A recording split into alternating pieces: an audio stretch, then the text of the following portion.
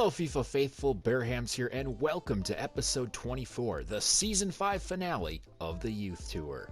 Today we will be finishing this season as we have 3 games away against Nottingham Forest, then we have another away game this time at the Emirates against Arsenal, then we have a home game at the Liberty against Watford. But before we get to that, let's take a look at all the games we simulated, as I ended up simulating 2 more months. And the reason is we really have nothing to play for at this point. We got out of the FA Cup quite early. We had that devastating Carabao Cup miss, and we're nowhere near getting to a Europa League spot. So yeah, we beat Brighton. That was the one high mark, and then we lost to Man United. We lost to Southampton. We lost to Stoke. We lost to Wolves. We did beat Fulham though. Then it was back to losing, as in a span of 3 days we let in 8 goals against Spurs and Chelsea. So yeah, this is just try to finish off the season, wipe off the dirt, and just start preparing for the next season. I do find it fascinating how we had some momentum going into the next calendar year, and then it just went all to crap. As already, Nottingham Forest, we haven't even touched the ball, and they have already scored. Well, at least their jerseys look nice. Like, because they have no ads on the back of their kits, they're tailor-made for the Premier League. So yeah, I'm just trying to think of more positive things than giving up a goal that early. I'll make that run, Lulic. Perfect. All right, Lulic is onside. Lulic has some options in the box. Tries to whip one out, but Nottingham Forest are just on their A game so far. Jackers will find Diop. Diop to Cipriano. Cipriano back to Lulic. Lulic, he sees Gillespie, gets tripped up. We will get a call, and it will be a penalty kick as Cash takes down Lulic. Yep, that'll be a yellow, bud. Do we give it to Cipriano? Or no, we always got to go Gillespie. And then we got to... Uh-oh, he put too much on it. Nope, doesn't matter. Gillespie will get the PK goal. It's funny, he has a penalty stat of 28, but still manages to make most of them. I know he's missed a couple in past episodes, but buries that one, and we're back in this. Cipriano looking for Gillespie. Gillespie's not going to get there as Vanya does punch it out. Diop not going to get it to Cipriano, and that will be the end of the half. So we do we do let one in very, very early, but we do get the PK thanks to Gillespie. All right, well, I'm an idiot. I thought I was recording, but apparently I wasn't. So now I'm going to have to show you guys the replay of the Casey Gillespie goal. Yeah, it's a pretty simple header. Cipriano, boop, boop, boop. Yeah, nothing much other than that. Get back to the game. Oh, he beats Kennedy quite well. Vinicius to Carvalho. Great block by Ian Stewart. Again, he has been one of the few bright spots of this Swansea team this year. Good block by Benson. It's going to stay with him. Oh my gosh, another great block by Ian Stewart. There's a header. Just wasn't enough. 85th minute, they do get a goal. So we're gonna go all out here. We'll go to our 2-5-3. Oh shoot, get in. Great block. Get it. Oh my god.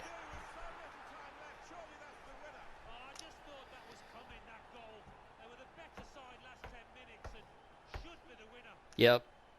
This is essentially our season encapsulated in one match.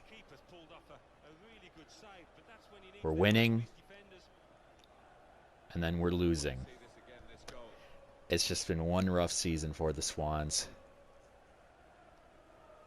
And you know what? One factor I'd have to say is poor transfer windows. When we should have been getting more people, we were thinking, you know what? Let's just save it for next year. And hopefully we'll get enough money for O'Neill and Cunningham. But I think next year, if we don't have enough money for Cunningham or O'Neill, I think we just got to buy some good players and just force our way to an opportunity to get O'Neal and Cunningham. Second game of the episode, we look to hold our own against Arsenal at the Emirates. Here we go, good pass, Benson, men in the box, cuts. Gets it to Jackers. Jackers with a shot. Oh, he was trying to curl it in. Trying to get that past Leno. Gillespie will get it. Jackers. Kennedy. Oh, no. Shoot it. Oh, hits the post. Come on, Gillespie. Gillespie, finish it. No. Ah, what a comedy of errors. Ball just bouncing all around. Too bad Kennedy couldn't finish that one. Cipriano launches one in. Gillespie overran it. Ooh, that might have been something. Oh, good interception. Oh, Jackers. If he can find a pass. Cipriano! Oh, come on. What do we have to do to get this goal?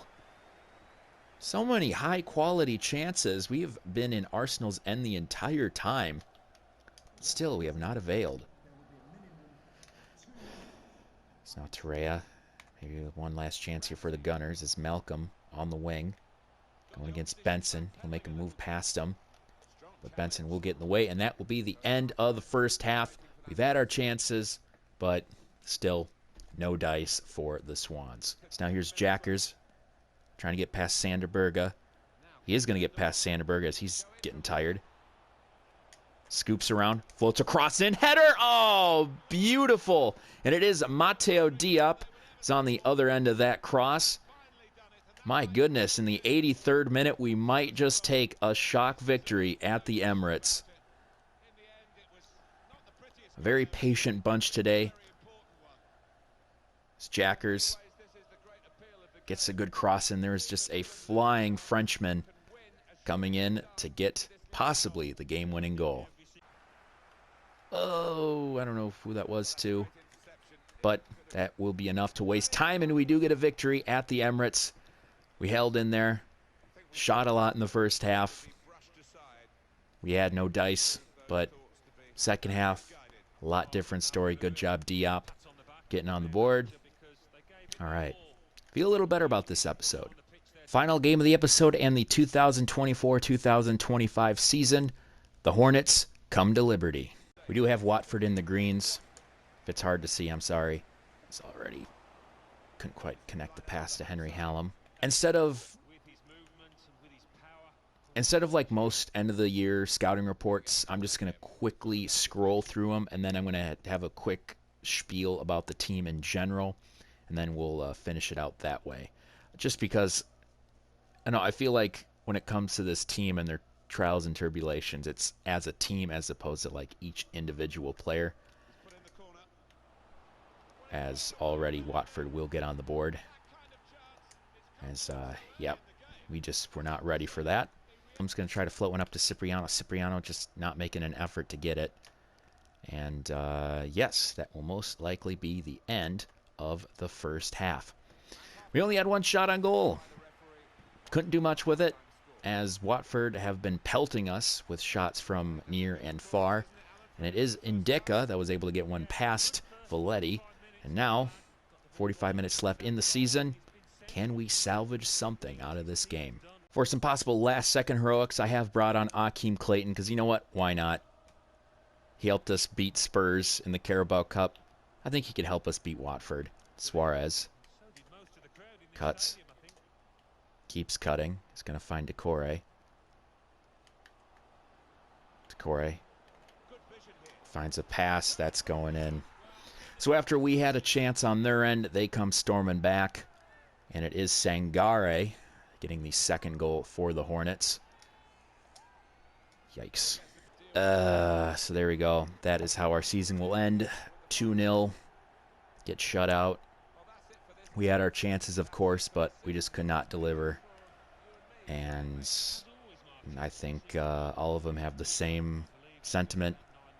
We're just happy this long season is over.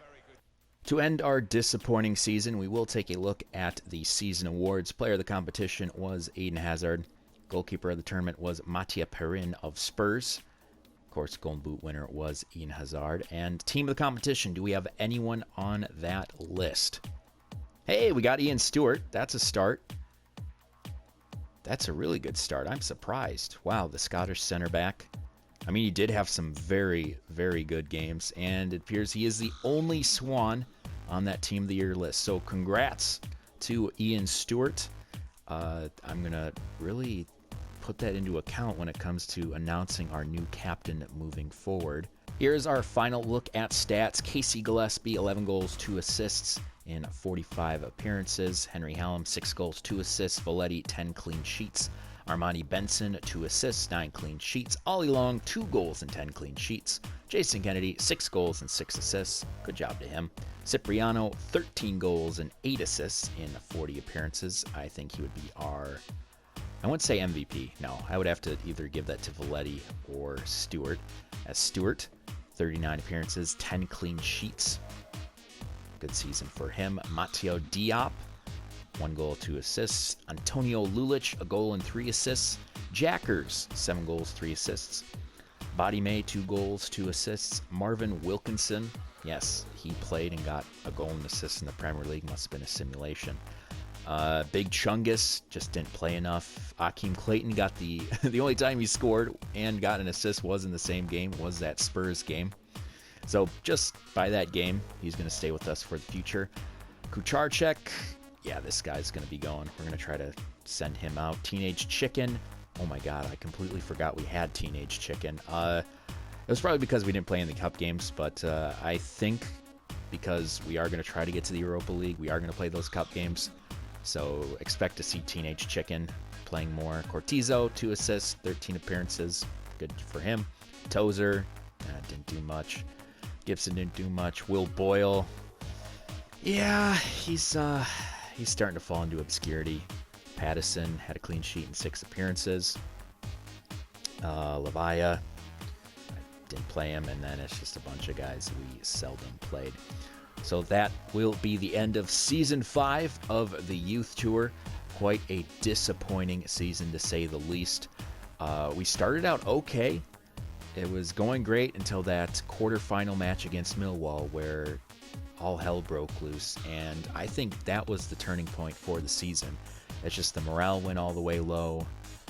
Guys didn't really want to play as much, and it showed. Just the effort wasn't there, little sluggish.